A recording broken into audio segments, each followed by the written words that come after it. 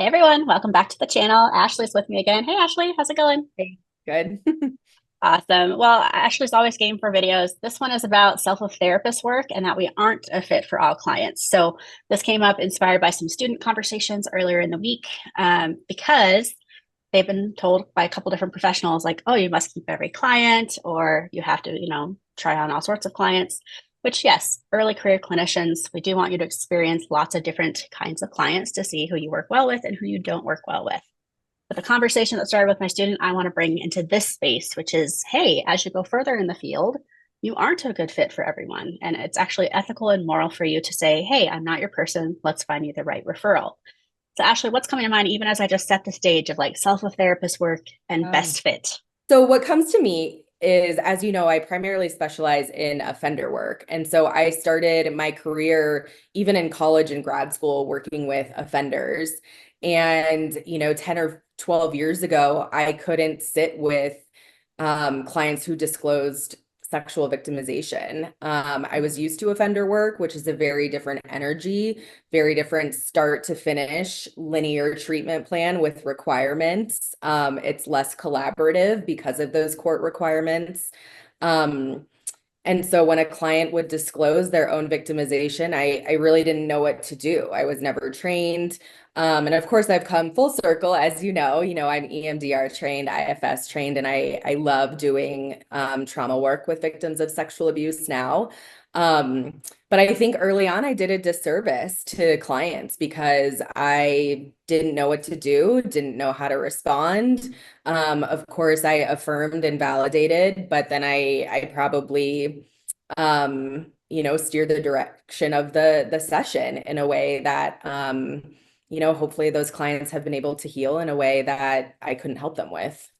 Yeah, yeah. And I appreciate you sharing that vulnerability of like what we know now versus what you knew early in your Mhm. career. And that's what this video is all about. It's an invitation to look at like self of therapist work, to have a little bit of like self-awareness. So a question that came up when I was talking to my students about this is asking yourself, who are you not a good fit to work with? And I Mhm. actually find it a red flag as a clinical supervisor if someone's like, no, I don't, I work with everyone. I'm like, no, no, no, I Mhm. need to know Me someone you too. don't work well with. Me It could be a too. lived experience thing. It could be I have a bias against this situation that they're in. It could be I'm just not neutral, right? And so, how this came up is we were talking about depression. And so I'll share a little bit here in this video for myself. I am very aware that I do not show up well when people are in deep depression, like treatment resistant depression, flat Mhm. affect, their whole body is slumped over, like that energy that feels like it's almost like pulling energy out of us as therapists, if Mhm. that makes sense, actually, to you or anyone watching this video. So I've had maybe three at top of mind, three clients that had that kind of heavy level, significant level of depression. And I noticed pretty quickly that every time I saw those clients, I felt depleted after. I felt like a shell of myself. I had to put them at the end of my day because I was useless after. And so Mhm. that's what I mean by self awareness of like, sure, you can work with depression clients as long as you can like be aware of how you show up and like try and Right. mitigate that. For me now, I can own it 15 years in. Like, I do not do my best with depression clients of that significant level. And so now maybe I'm looking to refer them out or getting them another treatment provider or adding to their treatment team to make sure their needs are met. So Right. I'm just curious what shows up for you, Ashley, as I share that of like, oh, mine in particular, depression, deep, dark depression. I think what comes up for me is usually you know that in an intake with a client, or hopefully in a consult, they're telling you at least some of the pieces of like, I've been depressed since I was 12. I have multiple attempts. I have this low mood. I've tried every medication under the sun. So hopefully, very early on, if not even before that first session, you know these things. I think what's hard is sometimes we're 5, 6, 7 months in with a client, and then they share something with us, and it's like, oh, okay. Mm, An example for me is, when clients have moms that are very abusive or very chaotic or Munchausen's or it's called something different now, of course. I apologize. yeah. Um, Fictitious and for disorder, but like me, something by proxy. Yeah. yes, yes. And for me, I just like my body changes, my thinking pattern changes, my clinical conceptualization of the client changes. And I have to manage that. And I think, it's so interesting looking back, like you said, because I had a supervisor in grad school tell me I had mom stuff. And then I Mm, had a supervisor when I was with Division of Youth Services tell me the same thing. And I didn't know what that meant. They were fabulous supervisors who really taught me a lot and tried to tease that out. But it wasn't until I did a lot of my own work and really progressed in the field that I know what that means and what that looks like for me. But again, clients usually aren't aware of some of that stuff right. from the intake, from the consult, even first couple months working together. It's probably not the presenting problem. And so then I have to really do my own work so I can show up with the client. And at this point, most of the time I can do that. Um, but I need a lot of consultation with my trusted colleagues for those types of cases, which is totally okay and encouraged, I would say. Um, but ultimately, I could have to refer out, and that's a conversation to have with the client for sure of why Yeah, it can be a very delicate conversation. absolutely. This is an opportunity to know our growth edges. Also, like this is where we have a kind of a hard stop. Obviously, consultation and supervision is always an option to work through that, whether we call this countertransference and transference or just like a lack of neutrality with clients of like, yeah, we have our Right, lived experience. So many of us attract clients into our world that have the lived experience we've been through. right. And sometimes that's super healing and sometimes that's problematic.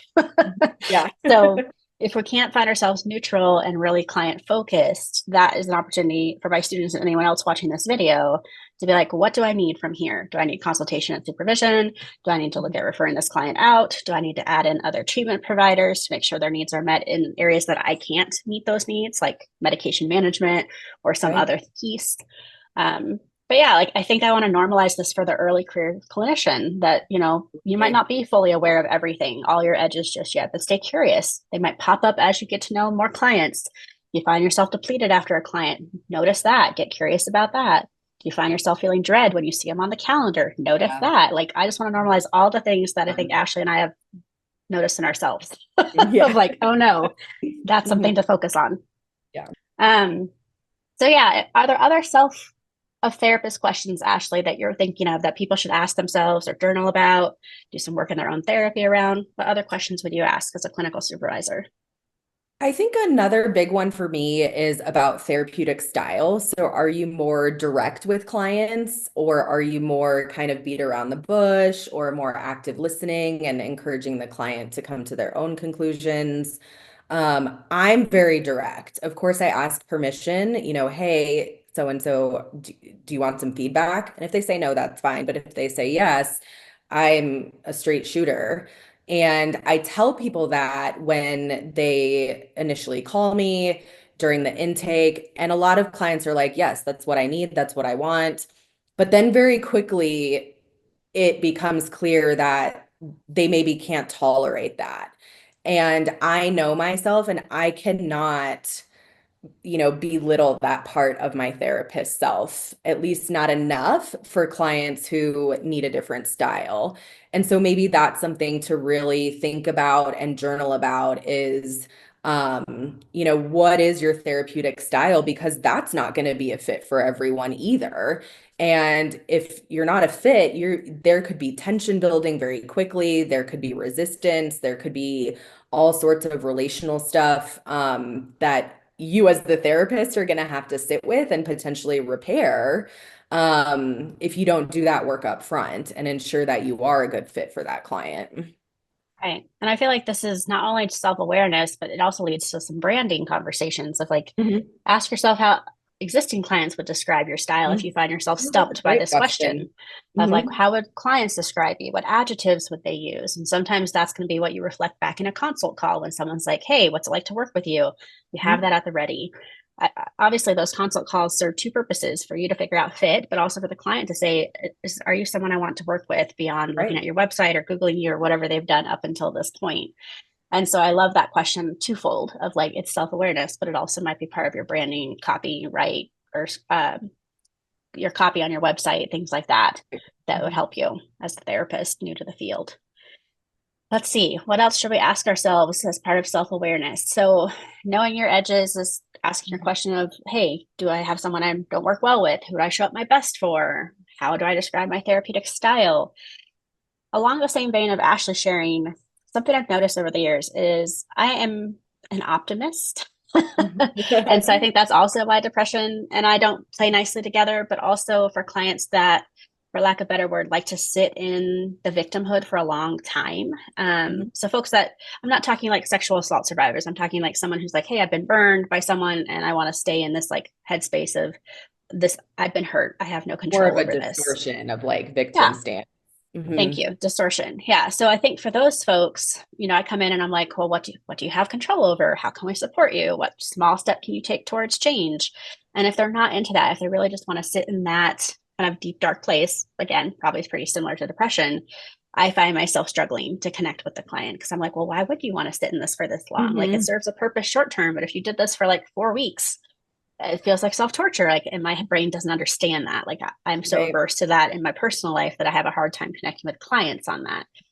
So lots of self-disclosure in this video from Ashley and I, like, hey, Yeah, we're I really love aware of our stuff. it. Yeah. And by no means are these the only examples of how this could look, but I think we just wanted to model for all of you, this is what it could look like to be more self-aware, to own your stuff, to be like, I'm not the best fit for all clients. Here are the ones I'm great for. Here are the ones I need to refer out, and stay curious because as Ashley already alluded to, over time we change too. Like my ability to sit in trauma, deep dark trauma work has changed over time with my burnout and going into other specialties. So you're going to evolve and your stuff is going to evolve. So hopefully this is just encouraging each of you to start with journaling, going to supervision, consultation, and starting to peel back those layers and figure out what that looks like. Ashley, final thoughts for our folks here on this video. I'm just excited that students and new therapists have the opportunity to think about a lot more than I think was presented to me when I first started in the field. And I hope that they not are better off than I was, but you know what I mean? Like that they have the support that they need to have this self-awareness earlier on in the field than I did. Beautiful, beautifully said. Yeah, I mean, I think that's why we put these videos out there. Like, we just have these ideas. I'm like, man, I wish someone had said that to me when I was two Mhm. years in. Yeah, for sure. So, hopefully, this is beneficial. Put some comments below if this resonates with you. By no means do you have to self-disclose to everyone of like, hey, here's my edge. But we hope Yeah. that you are at least curious from this video and beyond. And we'll see you in future videos. See you next time.